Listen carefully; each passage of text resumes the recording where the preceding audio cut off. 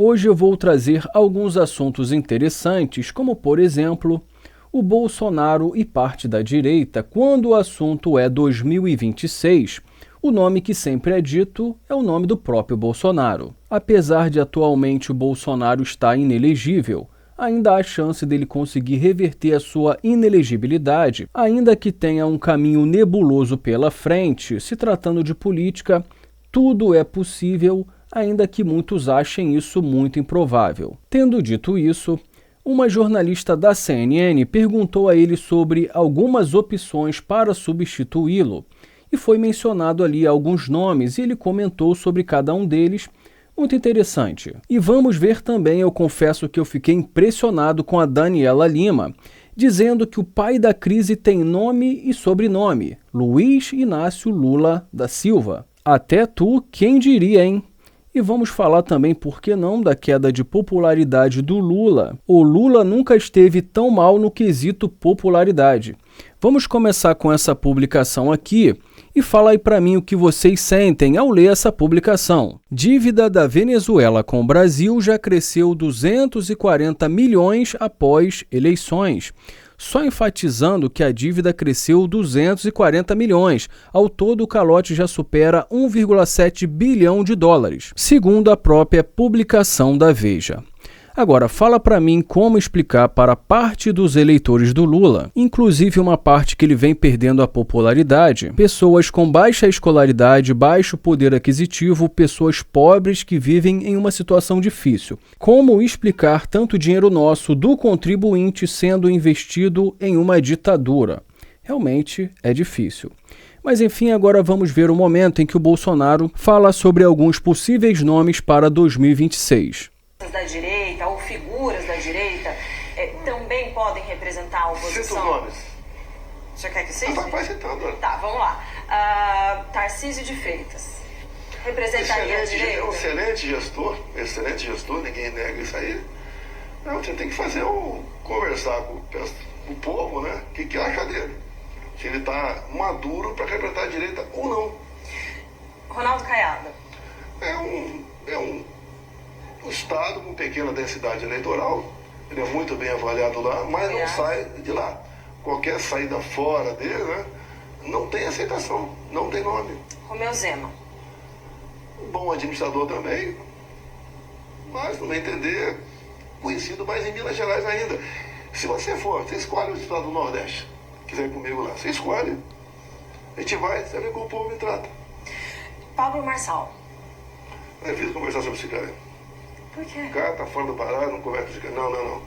As medidas dele, eu não gosto do Boulos, mas aquele negócio do testado falso, essa fake dele agora de conversar com o Trump e tinha sido um tempo atrás.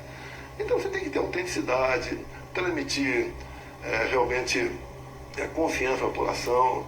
Então eu não vou discutir o Paulo Marçal, deixa ele pra lá. Eu acolhi um tempo atrás, conversei com ele saiu daqui eu conversei fora com ele.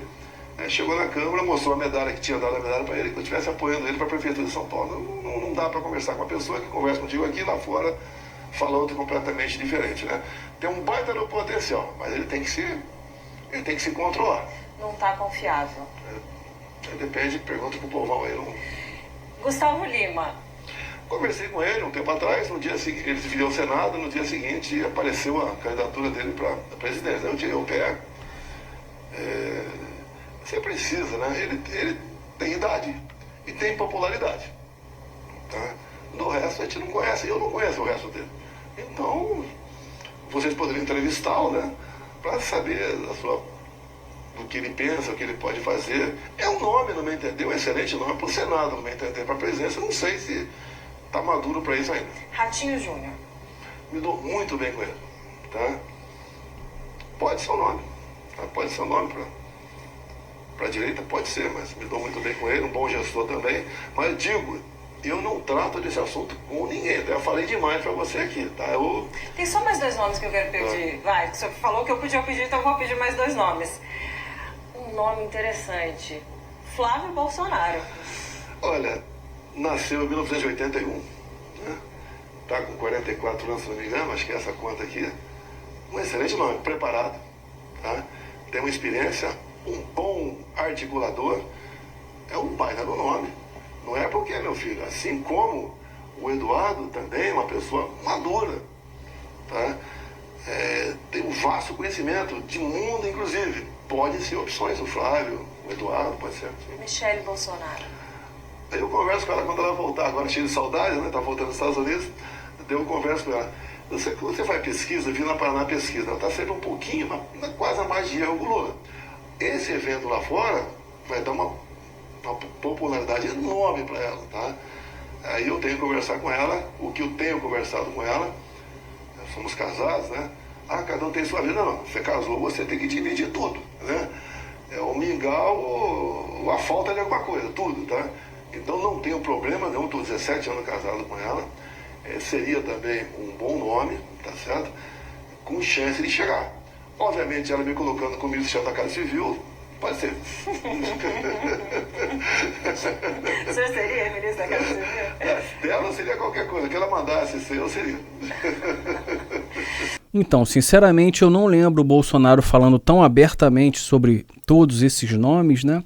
Ele cita ali o nome dos filhos dele e também da Michele. Depois dessa entrevista, ele chegou a desconversar sobre o nome da Michele para a presidência, mas eu acho que ainda está tudo muito incerto, mas para mim, na opinião do Bolsonaro, deve ser um desses 3 nomes. Os filhos dele ou a mulher, mas ainda não sabemos. Mas eu acho que só por essas declarações já deu para ter uma boa noção. Mas agora vamos ver a Daniela Lima dizendo que a crise tem nome e sobrenome. Quem será? Pela segunda vez o pai da crise tem nome e sobrenome e vai passando assim quase de vítima. É Luiz Inácio Lula da Silva. A história da comunicação que transformaram o novo ministro das comunicações, o Sidônio Palmeira, numa espécie de bálsamo da virada, que ele não é e que ele não será.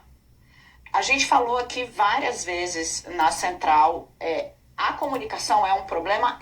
Deste governo, sim. E de todos os outros também. É um desafio e está em permanente mudança. A comunicação é um desafio para nós que vivemos dela.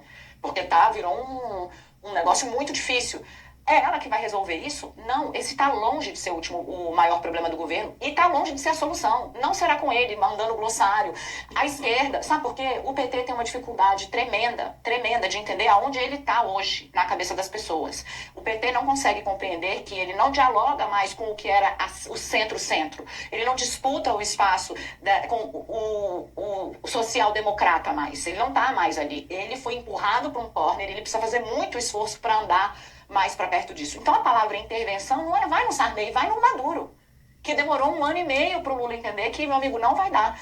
A segunda grande crise, a primeira é essa, ele chega, chama uma coletiva e fala, nós temos problemas de comunicação e nós vamos fazer mudança. Fica o ministro pendurado, assim, de quem é o problema? Bom, eu acho que já ficou claro aonde está o problema, nem a Globo, nem a Daniela Lima já está conseguindo passar pano e esconder isso, mas enfim, vamos ver um trecho de um jornalista da UOL comentando sobre essa queda de popularidade do Lula. A popularidade do governo Lula sofreu uma queda muito dolorosa e eu diria histórica do presidente. Ela caiu 5 pontos percentuais entre dezembro e janeiro desse ano. Ou seja, num período muito curto de tempo, o governo perdeu 5 pontos. Só que essa perda não se deu apenas dos que avaliavam bem, mas também resultou num aumento dos que avaliavam mal. Esses 5 pontos não pararam ali no regular, em cima do muro, eles foram direto para a avaliação negativa. Então agora, o Lula, que estava no 0-0 em dezembro, está com menos 10 de saldo de aprovação. Isso é um fato histórico. Nunca, em 10 anos de governo, Lula presidente viu a sua popularidade ficar fora da margem de erro no vermelho. Para vocês terem uma ideia, no auge do mensalão, em dezembro de 2005, a popularidade do Lula chegou a ter menos 3, né? Saldo negativo de 3 pontos. Mas estava dentro da margem de erro, era discutível se era de fato mais negativa do que positiva. Agora não tem discussão, é 10 pontos a menos. E onde isso aconteceu? E aí está a parte mais dolorosa para o Lula. Caiu justamente no eleitorado, que é o coração do lulismo, entre os mais pobres, os menos escolarizados e entre os moradores da região Nordeste.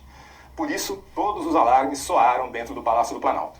Aquilo que parecia ser um forte inexpugnável, um eleitorado que jamais abandonaria o presidente, está apresentando trincas nas suas muralhas. Eu acho que está claro que o PT está em crise, não há outro nome tão competitivo quanto o nome do Lula. Se o Lula chegar em 2026 com a popularidade muito baixa, do jeito que ele é vaidoso, corre o risco dele não querer disputar as eleições de 2026. É claro que não tem nada certo, mas ele já fez algumas sinalizações nesse sentido. No vídeo anterior eu disse aqui que a direita tem vários nomes, como o Bolsonaro citou alguns. Nós sabemos que ainda tem muita água para passar por debaixo dessa ponte até 2026. Eu vou atualizando vocês, por isso me sigam, inscrevam-se no canal, deixe o seu like, muito obrigado e até o próximo vídeo.